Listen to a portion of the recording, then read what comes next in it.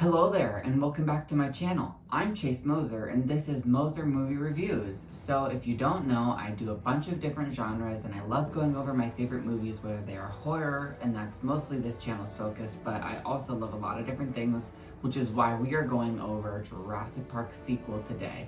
Now, I did this series whenever I first started my YouTube channel, which is pretty much 3 years ago, so I've got a lot of better things under my belt now, and I just love nostalgic things, and especially with the new Jurassic World Dominion coming out, I figured what a better time to go over them all. So I'm definitely going to be revisiting The Lost World today. Whenever I was younger, I remember having this on a VHS and thinking it was so cool, and I definitely loved the Velociraptor part, but that was the parts that got my attention, was the T-Rex, the San Diego part, and the Velociraptors. Amongst that, I thought it was boring. I didn't really understand that Jeff Goldblum was Ian Malcolm from the first one. It was not connecting dots for me, and I had loved Jurassic Park 3 over this for so long. We'll talk about that when it's time for that movie.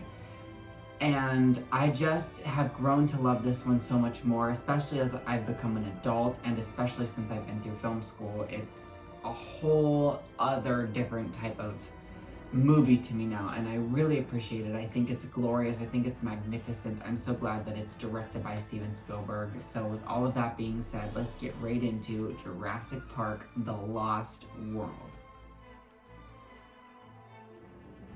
I remember growing up terrified of this opening scene where this poor little girl gets eaten by these dinosaurs, and if I remember correctly, I also thought that whenever Malcolm was there, the transition, I didn't get that he was on the island, but that's just a funny little thing. Seeing this movie now is so awesome because I'd always wanted to know what the kids from the original Jurassic Park movie were like, and we still to this day have never gotten that. I thought we might have with Dominion, but we didn't.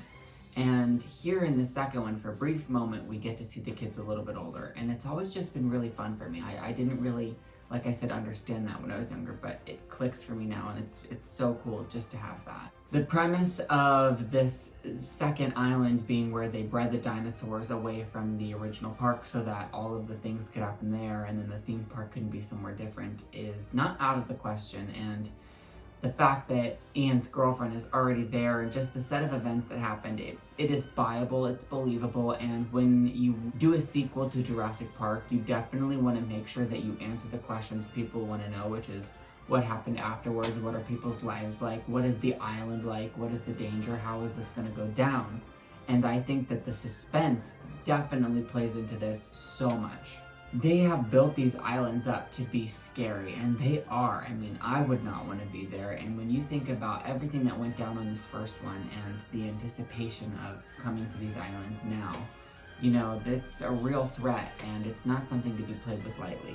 Having the Stegosaurus scene after he's been searching for his girlfriend Sarah and finally finds her is so perfect because it's that same awe and wonder and astonishment, and you're just gawking at the dinosaurs again, like how you were in the first Jurassic Park when we saw the long neck. And I don't think that's the correct name anymore, actually, but the child part of me says that's what they are. So it's just really awesome, and especially Julianne Moore does not get enough credit for this role. I mean, lots of people do give her an amazing praise, but I still think it's underrated. I do think this movie in itself is underrated. I don't think it is the best sequel, but I think it's really, really amazing, and it's directed by Steven Spielberg, and so it's right up there with the second. The second is right up there with the first, and it matches, you know. I don't think it tops it. I think Jurassic Park will always be the greatest thing in this franchise, and let alone cinema history. That first one was just everything, and it's really, really hard to explain how that finale just goes down. But this one really gives you a run for your money, and bringing back an original character makes me really care about following them. And I like how they did that with 3, because it makes 3 interesting as well. And when they did Jurassic World, they did that one just well enough that it was okay that there was the absence of the original cast members. But I'm getting ahead of myself, so let's go back to this.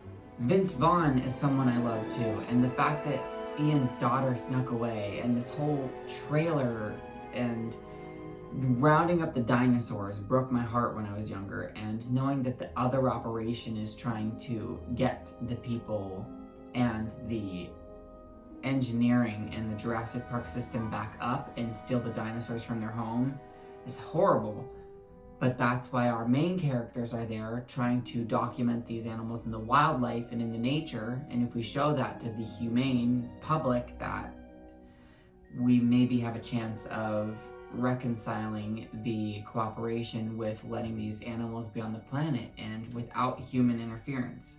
They do a great job at establishing the awareness and the environment, and I love the trees. It feels very similar to the other movie, but it is on a different island, so you know why it has a different feel.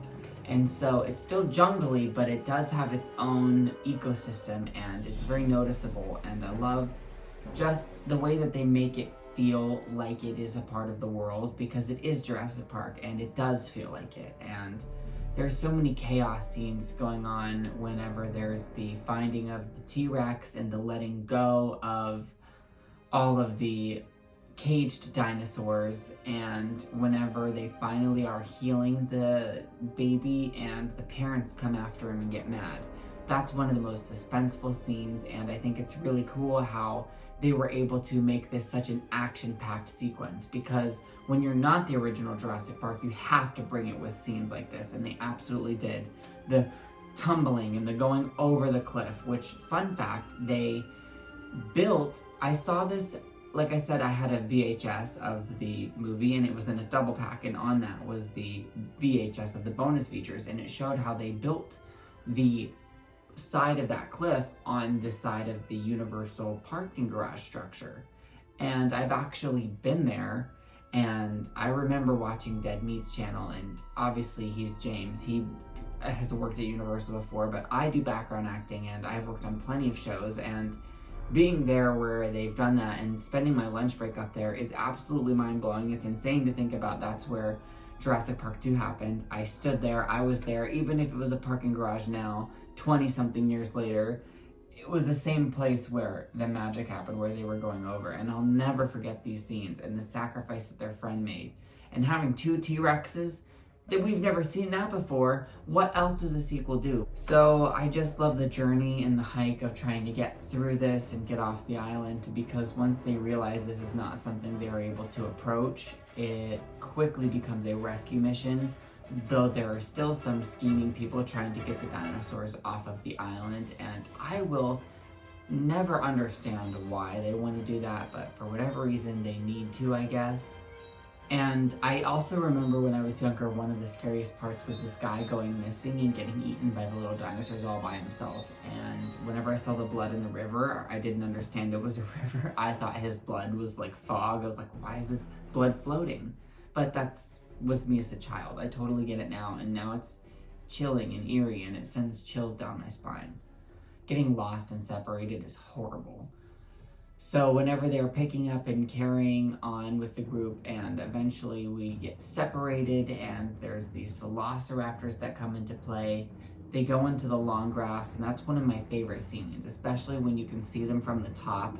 I remember that being one of my favorite shots as a child, and the velociraptors were my favorite thing from the first movie. They were scary, they were menacing, they were the villain, and I like that they did them justice again in this movie.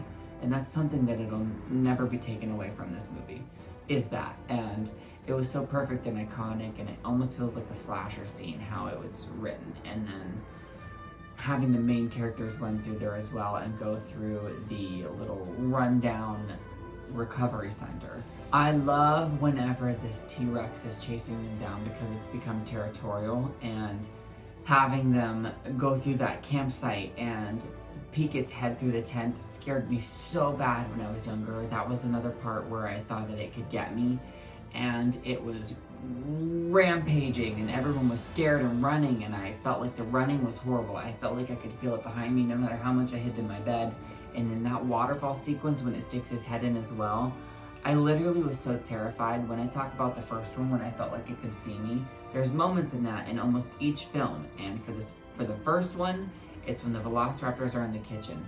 For the second one, it's when the T-Rex's head is in the tent and behind the waterfall, and I feel like it can get me. I have to pull the blanket up over my head, or I feel like it's gonna come through the screen. I don't know why or what. It felt that way as a child, and it feels this way today.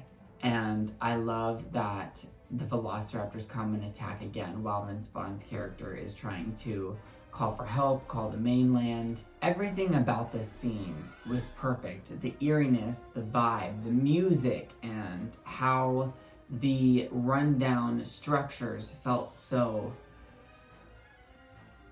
haunted, and the environment was everything, and how they're fighting for their lives, and the velociraptors get the main characters and do this chase in the buildings and in the car, and Ian Malcolm fighting for his life, and you can tell he really cares about his girlfriend and his daughter because he is sacrificing everything trying to protect them. And this whole digging sequence under the doors I thought was brilliant. I had so much anxiety watching that as a child and anticipation, and when that head comes crashing through at Kelly, that's one of the scariest moments I ever saw growing up. That's probably one of the reasons what led to me for horror, was because that was a jump scare. It was just like when Ellie had the thing pop up behind her. You can't tell me it's not. And that's one of my favorite parts of this entire movie, is that whole sequence of them doing that and then running up through the building, and Sarah having to go through the roof and deal with the fight of the raptors and down the thing and out the front. It was just awesome, and they finally get rescued by the helicopter, and you finally feel the sense of relief. But you know the film's not over because they've captured the T-Rex. Cut to, we're back on the mainland, and this does not go well. One of the ship sequences was really cool for me as a child. I always thought the part where the crew was dead and you see the hand was a little disturbing. It always upset me. Not upset me like it made me mad, but like it always was like, it was like, whoa! It undid my nerves, like how a scary movie should. And I know this is not like exactly a horror movie, but there are parts, and it did that for me. And I just remember this whole running around San Diego being terrifying. I love the T-Rex in the street, drinking the water, eating the dog, in the backyard. The kid getting his parents and them not believing and then having them see it. Like, it was just the justification I always wanted and really needed. It was so cool. You want to be that kid when you're watching the movie, but not really, because you might be in fucking danger. And having it run around the streets, it's the chaos you'd always wanted to see. What would a dinosaur be like in now? And the bus crashing, the Blockbuster store, it's everything. And having them lure it back with the child was so smart, and you can tell that they really have a language with each other, which is why I appreciated Ian having a girlfriend in this, and I think that Julianne Moore was the person to uphold that role. She does her exact part in getting this dinosaur to make a noise and a spectacle and come back to the ship, and their plan works out, and I love it. The chase is suspenseful. The T-Rex looks awesome. The CGI is great. The practical effects on everything. I can't get over that. And I wish Jurassic World and Jurassic World Fallen Kingdom felt that way to me more. But luckily Jurassic World Dominion kind of fixes that. But the original trilogy has so much love for the physical robot dinosaurs, and that always made it real for me. And so the ending always felt great and smart, and how she was able to tranquilize it and send it back home, and they get to live in peace, and it's supposed to be a sanctuary island now, you know.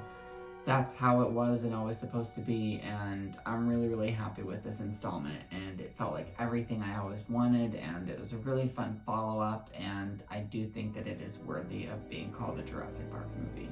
Well, those were my thoughts of The Lost World. I hope you loved some of them or thought that it was interesting. Let me know what you thought down in the comments and how you responded to the movie growing up. And to me, these were childhood movies. These were everything, and Velociraptors were the scariest shit. What's your favorite dinosaur? What's your favorite part? Did you like Ian Malcolm back? I think that's perfect. Ian Malcolm in the second and Alan Grant in the third. And then they're all back in 6. It's perfect. What a roundabout story. So tell me all of your favorite parts, all of that good stuff down in the comments. Make sure you check my community tab, because I'm always posting there and asking questions, doing polls, sharing information. That's the best way to interact with me daily or every other day. And it's my favorite part of my channel lately. Sometimes I live stream with my friends, so check out those videos and check out whenever those are going to be coming up. And I have been having a great summer, just trying to do some fun summer blockbuster movies, so I hope you've been enjoying those. Once again, thanks for all of your support, and thanks for watching, and check back for when I post something new, and I'll see you next time. Alright, thank you. See ya. Bye.